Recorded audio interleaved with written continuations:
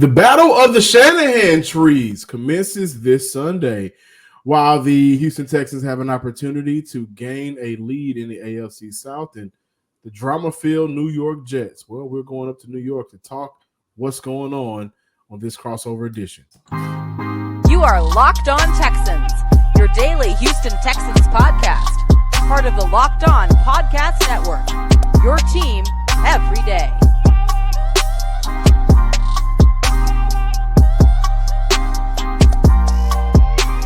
Welcome in, Jets fans and Texans fans.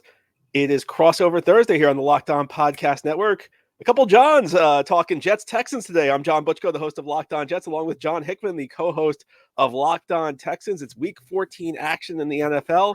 This Crossover Thursday episode is brought to you by PrizePicks, the easiest and most exciting way to play daily fantasy sports. Go to prizepicks.com/LockedOnNFL and use code all lowercase LockedOnNFL for your first deposit match of up to $100. Well, as I said, I'm John Butchko of Locked On Jets. We are with John Hickman of Locked On Texans. Lots of Johns here on the show today. John, a lot of Johns. Great name. How are you doing today? Doing great. Got a newborn, and so a lot of my time has been dedicated to the baby and work, but including with their work is the Texans, and the work don't stop. We are on a playoff push here, and on the other side, how are you doing? Are you stressed out? Are you kind of tired of the Aaron Rodgers drama and the Zach Wilson news leaking? Will he not play? Did you not want to play? How is the New York John? And we can talk about the Houston John. What's going on? You go through enough of these seasons, and it's always interesting with the Jets. There's this discussion this week. Have we hit a new rock bottom? And I mean, how do you compare this versus the Adam Gase era versus the Todd Bowles era versus, John Idzik as general manager? It's difficult to say what rock bottom is. It's just the Jets find new ways to kind of be weird. And this was a strange week. I mean, this was up there. This is the big storyline of the week is the Zach Wilson saga, where there was a report that comes out that says he's reluctant to play. And I got to be honest with you, John, 99 times out of 100, I'd say, why doesn't the guy want to play? I kind of understand why Zach Wilson doesn't want to play. In fact, I said it on the show earlier this week that I honestly would be questioning Zach Wilson's sanity if he wasn't a little reluctant to play because of everything he's been through, the criticism, the offensive line drama, the lack of quality receivers, the bad play calling. It's a tough thing to be a quarterback in New York, especially for this franchise, because this is a Jets fan base that's very frustrated. Jets fan base that hasn't seen the playoffs since 2010. Jets fan base that had such high hopes for this year because Aaron Rodgers was a quarterback. Yeah. And it all has fallen apart. And it's frustrating. Part of the reason it's frustrating is that the Jets actually navigated their toughest part of the schedule successfully. That first 6 weeks was a gauntlet. They had Buffalo, they had Philadelphia, they had Kansas City. It was a very tough first 6 weeks. They got through it 3-3. And the first 6 weeks were always about surviving it. And they got through it. And then after the bye, the season's fallen apart. And they've lost to some teams that, we thought they'd be able to beat. And it's been now musical chairs at quarterback. Zach Wilson got benched 3 weeks ago in Buffalo. Tim Boyle came in. I don't know why they thought Tim Boyle could be a quality starter. I don't even know why the guy was on the roster. If you look at his college stats, he wasn't very good in college. Was it a 1 TD and 13 interceptions in 3 years? Yeah, UConn. Then he went to Eastern Kentucky, and the numbers were a little better, but it wasn't that great. So Boyle goes out there and starts 2 games, doesn't play very well. He's cut. I mean, you don't see that often. I've actually seen it with the Jets a couple of years ago with Luke Falk, where a guy starts on Sunday, and a few days later, he's not even on the team the next week because they cut him because he played so bad. And Zach Wilson's back in the lineup, and I look at this and I say the Jets coaching staff seems like they're out of ideas because they're already going back to an option they deemed unacceptable. So I mean, in some ways it's the same old story, John, with the Jets. The quarterback struggling, the team in disarray. In some ways, it's new because I'm not sure I've ever seen a week like this before. So, give me some better news. Give me some happier news because it's Jets fans. We look for like teams that have been down on their luck who like rise above it. It feels like the Texans are having a really special season. So, what's going on in Houston? Well, before I get to that, I heard a rumor. The reason why Zach Wilson is really reluctant to play football Sundays because he had a brunch date with somebody's mom. I'm sorry. I had to. But down here in Houston, everything is really on the up and up, right? Look at a team that in the last 3 seasons, only 10 wins, a tie, more than 30 losses, and coming into this season, nationally, the Houston Texans were ranked one of the most dysfunctional franchises in the NFL. And thankfully now it looks like the Carolina Panthers has taken that over, and to some degree the New York Jets. But down here in Houston and H-Town right now, they're just gearing up for a playoff opportunity, which is something that a lot of people didn't believe would happen. You got C.J. Stroud, who I think is the rookie of the year offensively, and I really do think that will he win it? No, but I do think the NFL and voters should look at most valuable, like the value that he's brought to this team, who's had bad quarterback play. You got Nico Collins, he's 9 yards away from 1,000 yards, and he's never sniffed that in his 3 years before C.J. Stroud arrival. And so you're looking at that offense, top offense in the NFL. I think it's number 9 in the NFL, number 4 or 5 passing offense in the NFL. Not getting a lot from the run game, so that shows you how great of a quarterback and how great of a rookie season that C.J. Stroud is having. And overall, when we look at the opposite quarterback situations, Houston has become a grounded organization, an organization that is not operating in chaos anymore, which is kind of funny because they were operating in chaos with a pastor at the helm and Jack Easterby. And so I kind of question, what kind of pastor are you, jokingly? But this is an organization that's really did a 180, right? D'Amico Ryan's coming from the Shanahan tree, so is Robert Saleh. And a lot of people want Saleh's job to be taken away from him. I'm not so sure of that, honestly. I just want I think the general manager's job should be taken. I forget the general manager's name for New York, but I think he's on a piss poor job.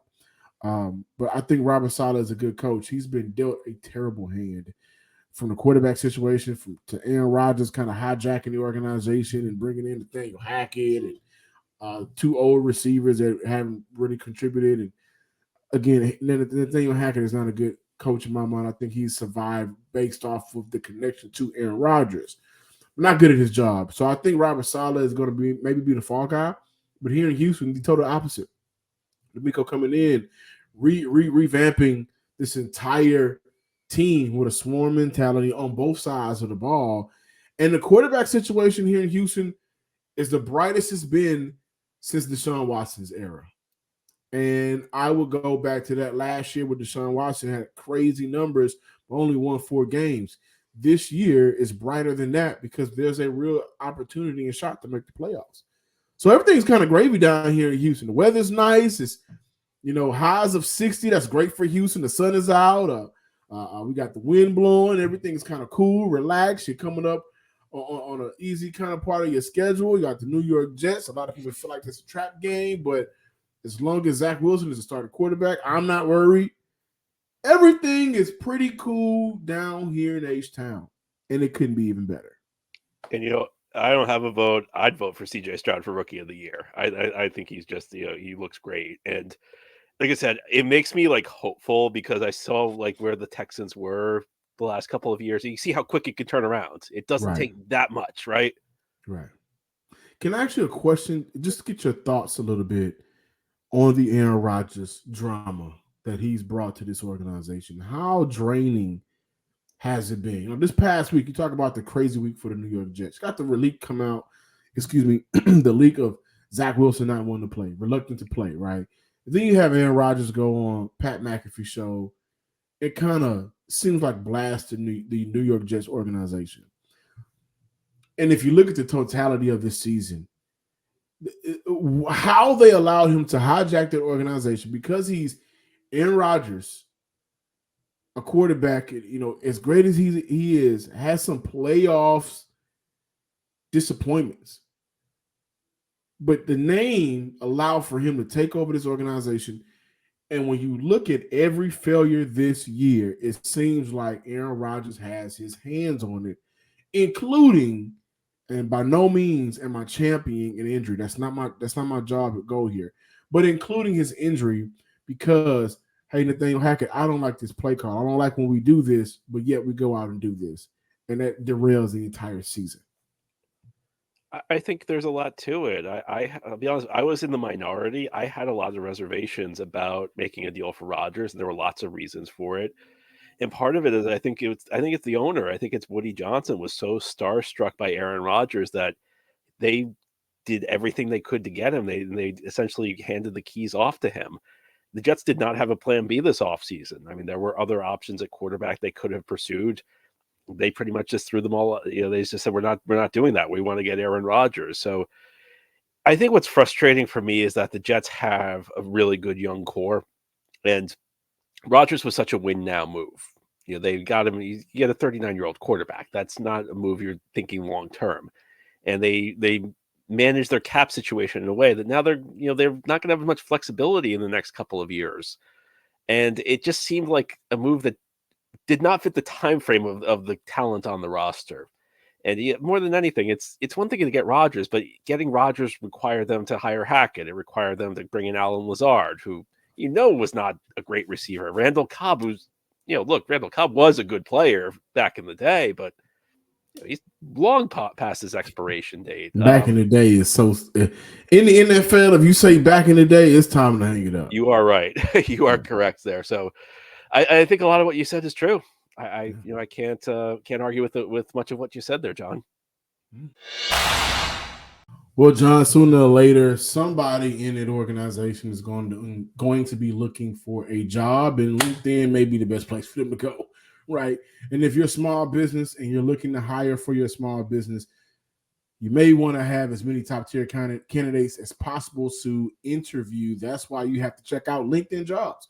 LinkedIn Jobs has the tools to help you find the right professionals for your team faster and for free. So Woody Johnson may be on LinkedIn just kind of stand up later at night looking to see who can he hire to be his new head coach or general manager. But look, LinkedIn isn't just another job board.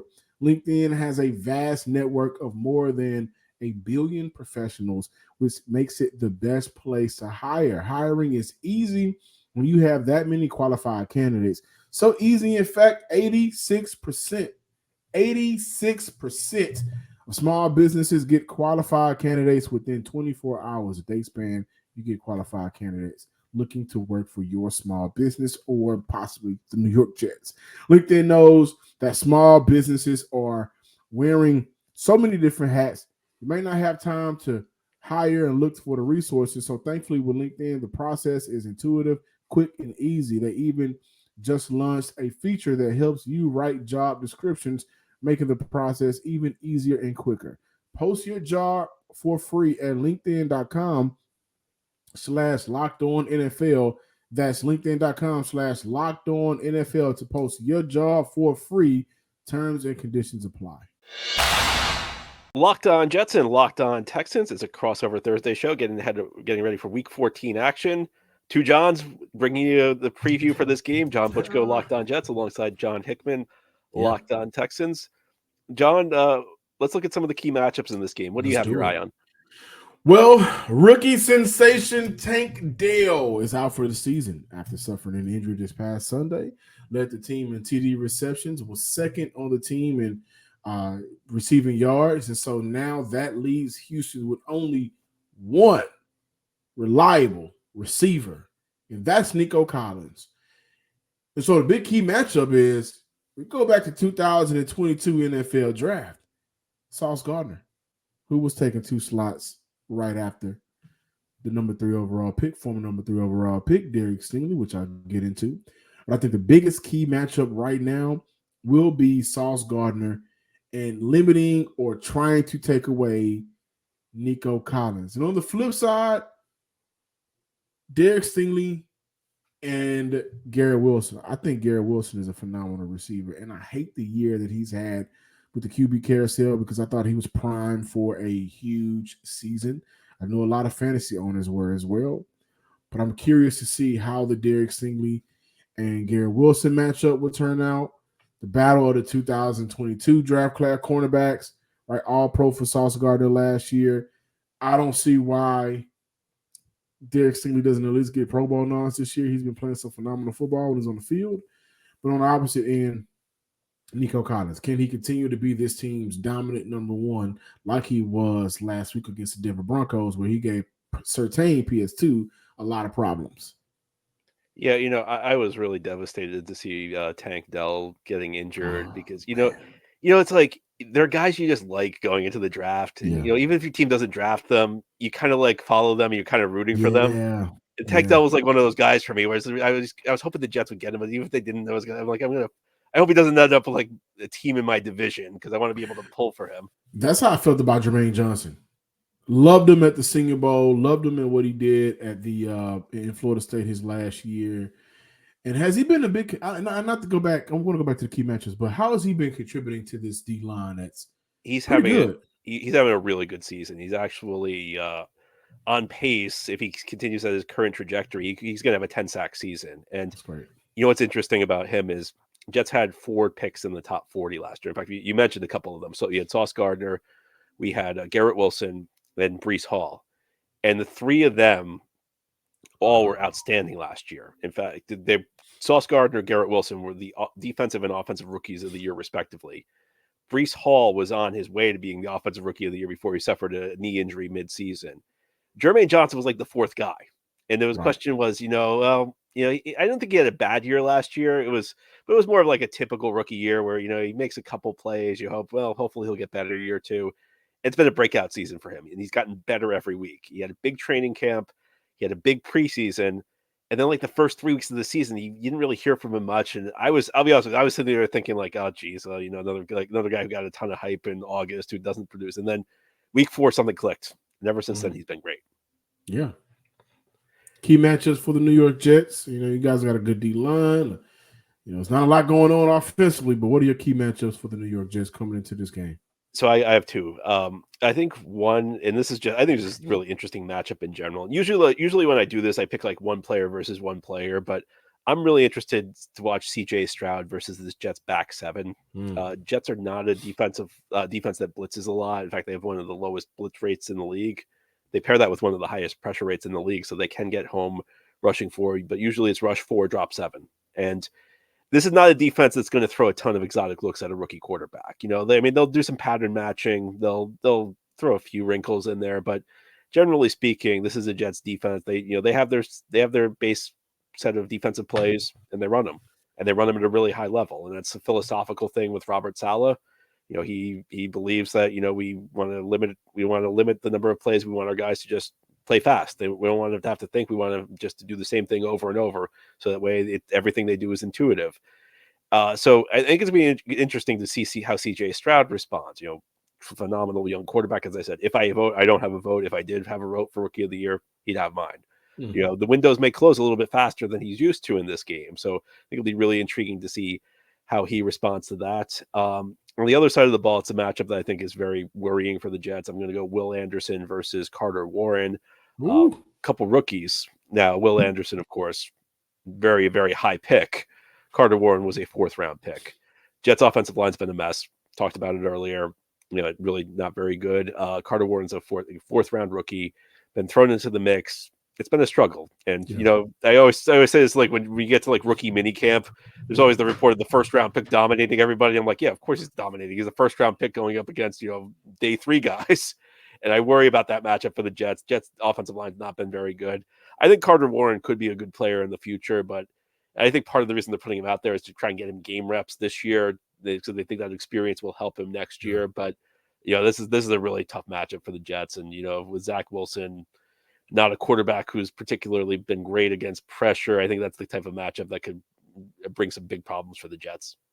I definitely look at the matchup from the sidelines, the coordinators, and of course the 2 head coaches coming into this game, the Shanahan tree. Which, by the way, man, to kind of talk football and just a little bit, I would love for Kyle Shanahan to win a ring this year.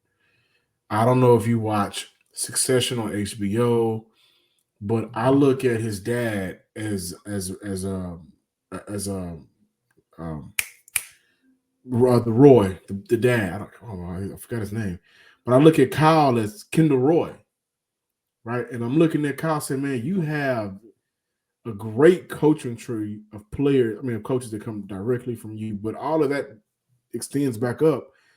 And I think a ring would finally be, something for him that he can say, Dad, I got one too. So I just want to say that I think he has a phenomenal coaching tree. But I do look at the sidelines and I think to myself, how can Bobby Slowick, the offensive coordinator, help his quarterback out this week? Because there is no Tank Dell. And you went up against a Denver Bronco team that defensively were playing some good football, not an explosive offense. We know that. Same thing with the New York Jets. Maybe worse than the Denver Broncos. The quarterback situation is up in there. It's crazy. There's no Russell Wilson. So you don't have some of that rust magic that he may have a little bit left in the tank. There's no magic at the quarterback position. So I'm looking at both of the offensive coordinators. How can you help your quarterback out? How can you help a young, rattled, distraught, maybe mentally beaten and broken quarterback in Zach Wilson to give him an opportunity? But for Bobby Slowick, how are you able to go up a great defense? How are you able to combat what they're able to do in New York offensively? How are you able to disguise different things and play call and maybe set your guys up for success? Because now with Tank Dell out, this is a limited group of playmakers. And so how can you get different guys involved? And defensively, I'm looking at Robert Saleh and I'm looking at D'Amico Ryans, and also with the Houston Texans signing Adrian Amos.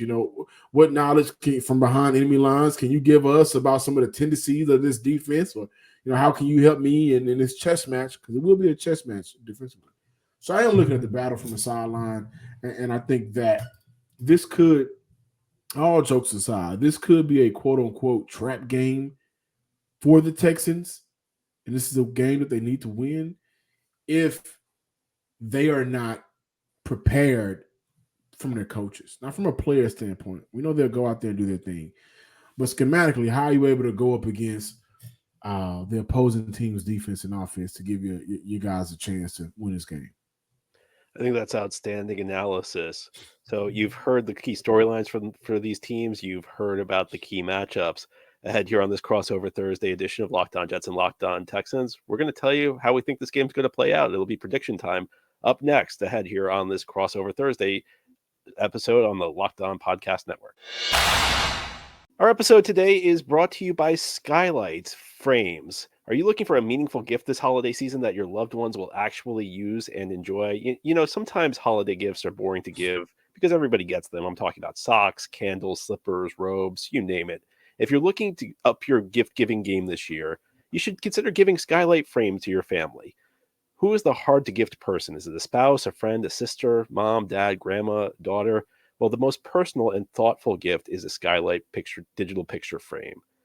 And you should also know that Skylight is a touchscreen photo frame that you can send photos to straight from your phone. They appear in seconds, and you can even preload photos before the box is opened. So when it's unwrapped and plugged in, your most treasured memories will appear. It's the perfect gift for everyone. And satisfaction's guaranteed. We're confident that you'll love Skylight, and they offer a free 120-day returns policy. It's a top-rated brand with over 1 million happy customers, thousands of 5-star reviews, and it's available in over 30 countries. It's recommended by the Today Show, Forbes, New York Magazine, and more. And as a special limited-time offer for our listeners, you can get $15 off your purchase of a Skylight frame when you go to skylightframe.com/lockedon. Again, to get $15 off your purchase of Skylight Frame, just go to skylightframe.com/lockedon. That's skylightframe.com/lockedon. New York Jets, Houston Texans playing Sunday at MetLife Stadium, Week 14 action. A big game for the Houston Texans in their playoff push. Not quite such a big game for the New York Jets as they're maybe playing for draft position. John Hickman, Locked On Texans. How do you see this game playing out? First, I want to say, please, MetLife, get that turf together. We don't need no injury. It's ridiculous. How does an NFL team not have a playable surface? I don't know. Maybe, you know what? Maybe the Jets are cursed. Jets fans, don't kill me, but if you want to, go right ahead in the comments. I don't care. But maybe y'all are cursed.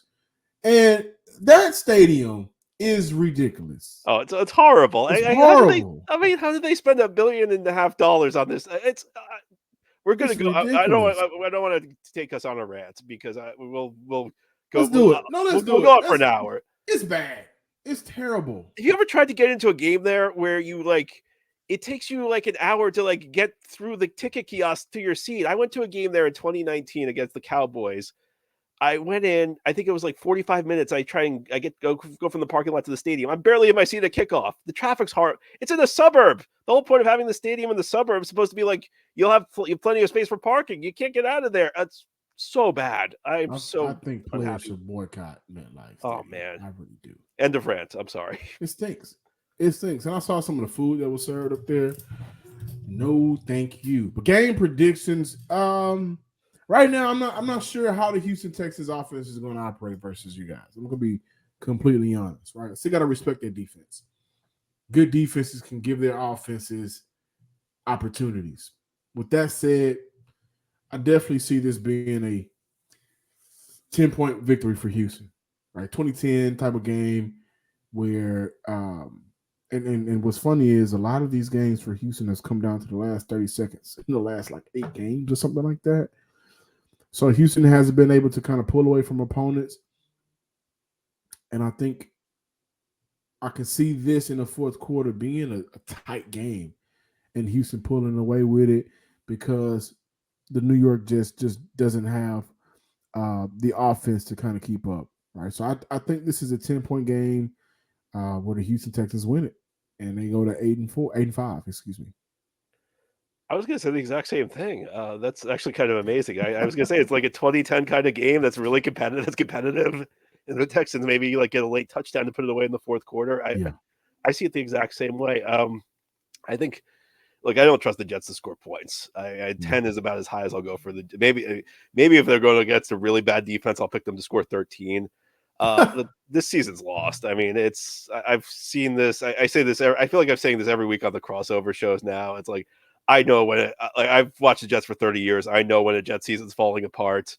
I saw it immediately when they lost that Monday night game to the Chargers like 5 weeks ago. That was the beginning of the end for this team. And I think I almost feel bad for Zach Wilson because I wish if he was going to play, it would be a road game. The fan base has just completely turned on him. Yeah, and look, Zach Wilson's not a good quarterback. He's a bust. And I don't want to make it sound like Zach Wilson's good, but I just feel bad for him. I mean, he's been so criticized. He's pulled apart from every angle, and it's not all his fault. Like the entire offense is bad. It's not like Zach Wilson's been the thing to drag this offense down by himself. I mean, he's not helping. He's missing reads, but the offensive line's not any good. The receivers aren't any good, and it doesn't matter what the Jets defense does. Last week, the Jets held the Falcons to 3.03 yards per play. They were the first team in over 2 calendar years that lost a game holding their opponent to that on defense. And that's just because it doesn't matter. It doesn't matter what the defense does. I think the defense will play well. I think CJ Stroud will have his moments, but I think he'll, this could be a tough game for him. But I think the Jets will probably give the Texans a short field once or twice. I think they'll probably give Houston some points that way. And it's just like the Jets defense has to play to such an impossibly high standard that I don't see how they can win games going forward unless there's some sort of bizarre event. I mean, the Jets went ahead of the Falcons last weekend 2-0 because they got an early safety. And I'm not joking. Like, I'm sitting there thinking, like, can the Jets win this game? I thought that was going to be it. Can the Jets win this game 2-0? Like, because I'm thinking, like, that's their best shot of winning. I thought that was it. Because I definitely, I don't know how we allowed Desmond Ridder to throw for 300 yards here, but and I think that's a big reason why the Texans went outside Adrian Amos. But I thought that was going to be it in that game. 2-0, we were going to look. Everybody, a fantasy owner across, every mad. Nobody did nothing. If you had Garrett Wilson or maybe Bijan, nothing happened because 2-0 is what decided to score in game. But that offense is bad, man. And Nathaniel Hackett, before we leave, like, what's his deal? I saw this with Adam Gase, where like the best career move you can make as a coach is to just become best friends with a Hall of Fame quarterback. So that's like how Adam Gase became the head coach twice in the league, as Peyton Manning loved him. Yeah. So like the man's a genius as far as like his career goes, because he can't run an offense well, but you're friends with Aaron Rodgers, which gets you jobs. I mean, that's what it comes. I think that's what it comes down to. He got into the league because his father was a coach. His father was a Jets offensive coordinator who was just as bad as him, and it's amazing because it's like 20 years ago, if Locked On Jets was around 20 years ago, I would have been complaining nonstop about Paul Hackett, his father. And I guess like 20 years from now, if I'm still hosting this show, I'll be complaining about the next generation of Hackett. It's just I Nate can't Jr., get away from this family. Nathaniel Jr., Nathaniel Jr. who would be linked to Archie Manning when he comes out. It'll be Arch Manning. Yeah, you're right. He'll be his best friend, but he won't be with the Jets. Jesus, man, this is bad. But you nothing know what? Ever changes. Jets Jets. Anyway, John, it's been really nice chatting with you. You know, like I said, the Texans give me hope. One of these days, the Jets are going to turn this thing around, and I think it's possible. Yeah, I think for the Jets, of course, the Zach Wilson experiment should have never been an experiment in the first place. I think that next going into this draft, they'll find a QB late that they really like. And honestly, if I'm the Jets, if my first pick, if I can pick a young quarterback, I may just do that. I would too. You know, maybe shore up that offensive line through free agency or throughout the draft, but I can't trust Aaron Rodgers. Plain and simple. So I don't know where they end up picking, right? But I think they do go for a quarterback in this year's draft to let him sit. And if Aaron Rodgers in that experiment just doesn't turn out to be what it needs to be once again, it's okay because now we've shored up our quarterback room. This year, after Aaron Rodgers, it was, nothing because they didn't expect for Zach Wilson to play, and he was already bad coming into the season.